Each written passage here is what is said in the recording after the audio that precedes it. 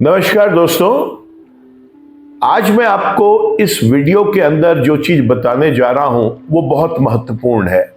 हम सब जानते हैं कि मुख्य रूप से जो ग्रह हमारे जीवन में डे टू डे एक्टिविटी में इफेक्ट करते हैं वो हमारे जन्म कुंडली के ग्रह या वर्ष कुंडली के ग्रह मुख्य रूप से होते हैं। उसके साथ साथ हमारी इस समय किस ग्रह की महादशा चल रही है, किसका अंतरदशा चल रहा है, वो ग्रह भी निर्णय लेते हैं इस बात का कि हमें इस समय रिजल्ट्स कैसे मिलेंगे। मैं अपने हर वीडियो में आपको बताता आया हूं कि इससे अलग हटके गोचर के ग्रहों का भी बहुत बड़ा महत्वपूर्ण योगदान होता है हमारे जीवन के अंदर। गोचर में जब ग्रह एक राशि से दूसरी राशि में प्रवेश करते हैं तो वो अलग अलग व्यक्तियों को उनके लग्न अनुसार भिन्न भिन्न प्रकार का प्रभाव देते हैं। उनका ये गोचर किसी के लिए शुभ और किसी के लिए अशुभ भी हो सकता है। देखिए, हम बात करेंगे शुक्र के गोचर की, जो अभी 7 नवंबर 2024 से 2 दिसंबर 2024 तक धनु राशि में शुक्र ग्रह गोचर करेंगे। इस राशि में जब शुक्र होंगे तो जाहिर सी बात है वो किसी व्यक्ति के लिए शुभ होगा और किसी के लिए अशुभ होगा। आइए जानते हैं कि आपके लगन के अनुसार शुक्र का ये गोचर आपके लिए शुभ है या अशुभ। शुभ है तो किन भावों के लिए वो शुभ है और किन चीजों के लिए आपके लिए ये टाइम बहुत बढ़िया आ गया है, और अगर ये अशुभ है तो कौन सी ऐसी जगह है जहां पर आपको सावधानी बरतनी है। ऐसा आप क्या करें जो उसकी अशुभता को हम कम कर सकें। चलिए शुरू करते हैं आज का ये वीडियो। दोस्तों, अगर आपकी जन्म कुंडली मीन लगन की है, मतलब आपकी लगन कुंडली में लगन भाव में जो राशि है वो 12 नंबर है, तो आप मीन लगन के व्यक्ति हैं। यह वीडियो केवल आपके लिए मान्य है। अगर आप किसी और लगन के व्यक्ति हैं तो आप इसे स्किप कर सकते हैं। मीन लगन वाले व्यक्तियों के लिए शुक्र ग्रह 3रे भाव के और 8वें भाव के स्वामी होते हैं। दोस्तों, बहुत सारे ज्योतिषाचार्यों को मैंने ये कहते देखा है कि 3रा और 8वां भाव खराब होता है। मैं खुद भी मानता हूं खराब होता है, लेकिन मैं हर वीडियो में ये बात आपको बताता आया हूं कि हर ग्रह किसी राशि में शुभ और किसी राशि में अशुभ फल देते हैं। मीन लगन वाले व्यक्तियों के लिए यह बहुत स्वागत योग्य विषय है कि शुक्र ग्रह का ये गोचर उनके लिए दशम भाव में जो हुआ है वो बहुत शुभ रहेगा। दोस्तों, आप देखिए, आपका ये भ्रम जो आज तक दूसरे ज्योतिषाचार्यों को सुन के जीवन में था, आप देखेंगे कि 2 दिसंबर के बाद आपका ये भ्रम भी टूट जाएगा, क्योंकि शुक्र ग्रह अब आपको 7 नवंबर से लेकर 2 दिसंबर 2024 तक शुभ रिजल्ट्स देने आ गए हैं। दोस्तों, दशम भाव के तो शुभ रिजल्ट्स देंगे ही, क्योंकि वहां पर वो गोचर में आए हैं, और दशम भाव होता है हमारा कर्म का क्षेत्र। तो आपको दिखाई देगा कि आपको कर्म में, अपने वर्क एरिया में इंप्रूवमेंट मिल रहा है। कोई कोर्ट कचहरी या कोई ऐसा मामला है जो कि किसी सरकारी विभाग से रिलेटेड है, तो ये समय भरसक प्रयास करके उसमें शुभता लाने का है। अगर आपकी कोई नौकरी लगने की उम्मीद थी आपको, ये टाइम आपका ऐसा भी है कि आपकी नौकरी लगती हुई मुझे दिखाई दे रही है। दशम भाव के अंदर शुक्र विराजमान है और चौथे घर को देख रहे हैं, तो ये माता जी के लिए भी अच्छा है।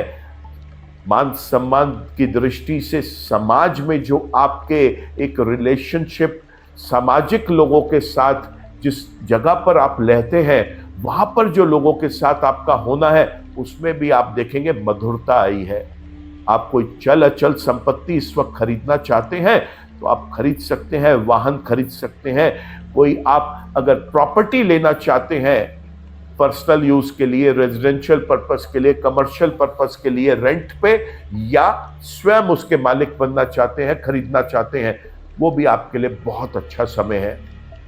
तीसरे भाव का स्वामी दशम भाव में बैठा है तो ये कम्युनिकेशन की दृष्टि से छोटे भाई बहनों के लिए भी शुभ है और आपकी उनके साथ संबंधों को भी बेटर करने के लिए कैपेबल है। तीसरा भाव कम्युनिकेशन का होता है और दशम भाव में बैठा है तो कोई ऐसा कार्य अगर आप करते हैं जिसमें लोगों के साथ कम्युनिकेट करके आपको व्यापार मिलता है, आपको वर्क मिलता है, तो ये आपके लिए बहुत अच्छा समय है। अपने ग्राहकों के साथ, अपने क्लाइंट्स के साथ, अपने एसोसिएट्स के साथ कम्युनिकेशन बढ़ाइए, आपको अपने कर्म क्षेत्र में उसका लाभ मिलेगा।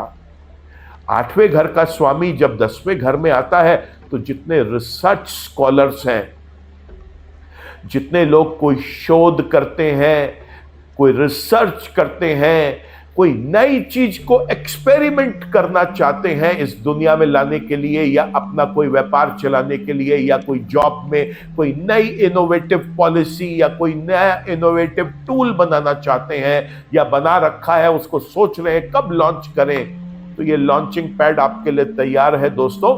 आप इस समय कोई भी एक ऐसा रिसर्च रिलेटेड चीज जिसके अंदर कोई शोध किया गया हो, कुछ दुनिया से अलग हटके क्रिएटिविटी आपने करी है, अब आप उसको इंप्लीमेंट करना चाहते हैं, आप जरूर इस अवसर का एक पूरा का पूरा एक फायदा उठाएं। साथ में अगर आपको कोई क्रॉनिक इलनेस थी, लंबे समय से आप बीमार थे, आपको उसमें भी दिख रहा है कि लाभ मिलेगा, आपकी वो बीमारी में आपको इंप्रूवमेंट दिखाई देगा, सुधार होगा दोस्तों।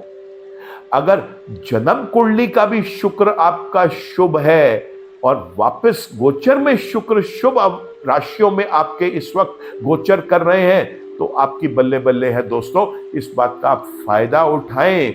अगर शुक्र की महादशा या अंतरदशा भी चल रही है और शुक्र जन्म के शुभ हैं तो इस समय आप और लाभ कमाएं, उसका अपना भरसक प्रयास करके इस समय का फायदा उठाएं। लेकिन अगर शुक्र ग्रह जन्म कुंडली के आपके खराब हैं, अशुभ अवस्था में थे आपके जन्म के समय, तो आप किसी एक समझदार ज्योतिषाचार्य से मिलकर आप अपनी कुंडली का सही विश्लेषण करवाएं, क्योंकि आपको ये जानना जरूरी है कि जन्म का शुक्र किस राशि का है, किसके नक्षत्र पे है, किसके उपनक्षत्र और उपनक्षत्र पे है, उसके अनुसार आपको एक पूरा विश्लेषण करवाकर अपने कुंडली के उपाय करने चाहिए, ताकि उसकी अशुभता के अंदर तो कमी आए ही आए, साथ में जो वो अभी इस समय शुभ फल देने के लिए तैयार बैठे हैं शुक्रदेव,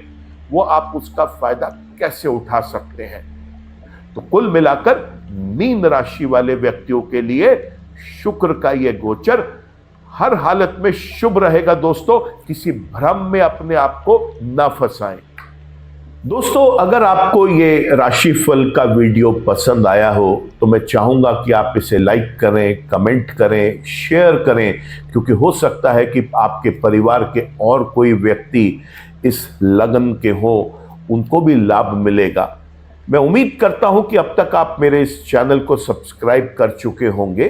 अगर किसी कारण से आपने अभी तक इसे सब्सक्राइब नहीं किया है तो मैं आपसे रिक्वेस्ट करूंगा कि आप इसे सब्सक्राइब कर लें और बेल आइकन को भी क्लिक कर लें, ताकि कोई भी नया अपडेट हमारे चैनल पे आता है उसकी इंफॉर्मेशन आपके पास पहुंचे। दोस्तों, कोई भी एक ग्रह किसी भी लगन में अलग अलग भाव में शुभ अशुभ फल देते आए हैं।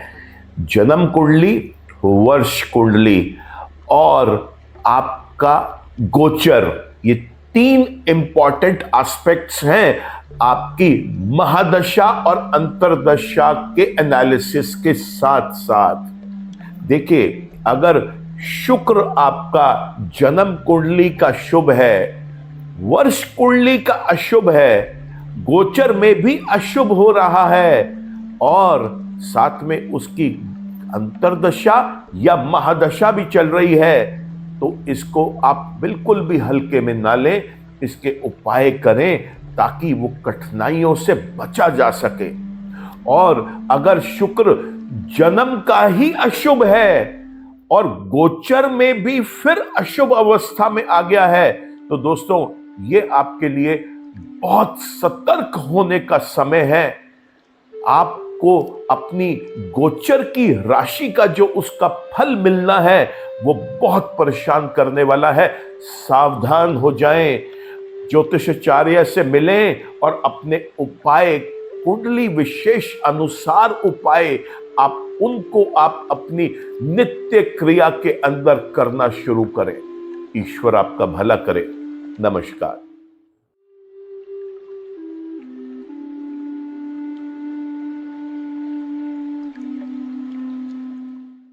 जीवन की सभी प्रकार की व्यक्तिगत, पारिवारिक और व्यावसायिक समस्याओं के समाधान के लिए तुरंत संपर्क करें।